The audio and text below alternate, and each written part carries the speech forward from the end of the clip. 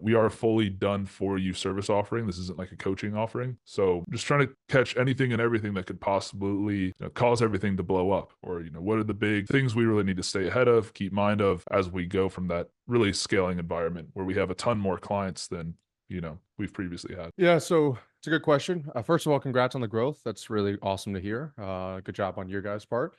Second of all, I always think in systems. So I'll definitely give you the short-term answer of what I think, but also I think the best thing would be to do is to make sure you have an accurate system in place for identifying what is when the wheels are falling off the bus and what areas they're falling off on.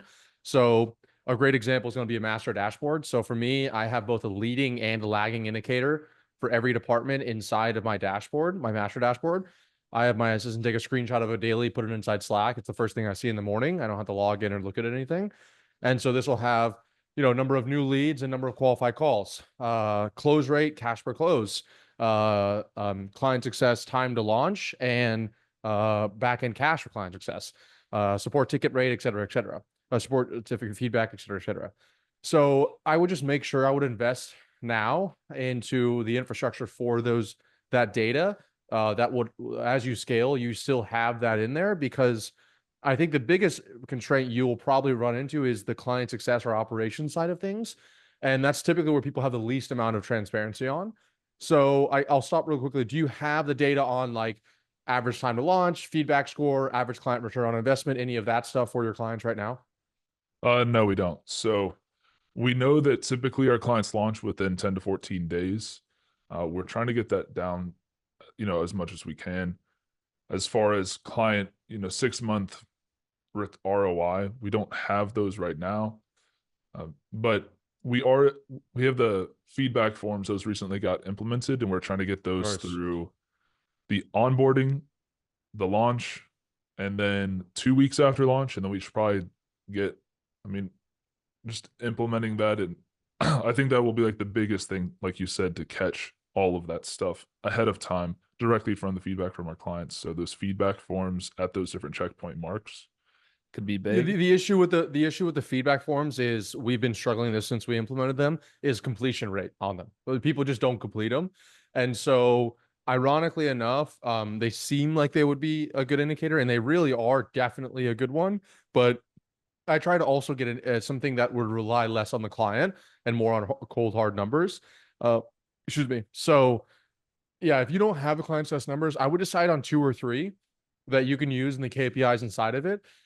Because even mindset wise, when you start to the point that you're onboarding that number of clients a month, like you start to ask yourself, like, oh, you start to, once again, I'm not going to speak this in universe, but I have known people to almost self sabotage a little bit because they think we can't handle this volume because they don't have the numbers of what each client's going through at that certain stage.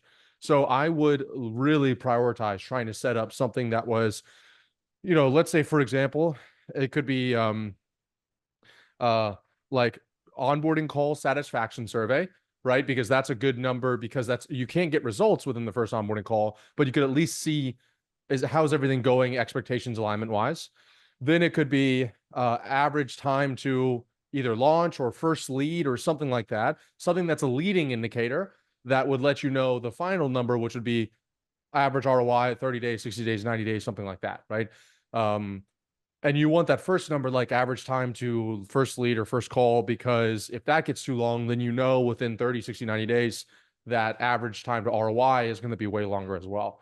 So if you can get that in a tracking system and start tracking that, then as you scale, that'll probably be outside of operations, as in like managing your employees.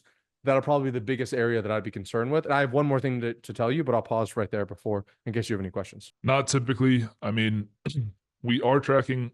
I think that's good having we have our client success managers manage 30 client pockets and kind of run it like their own business.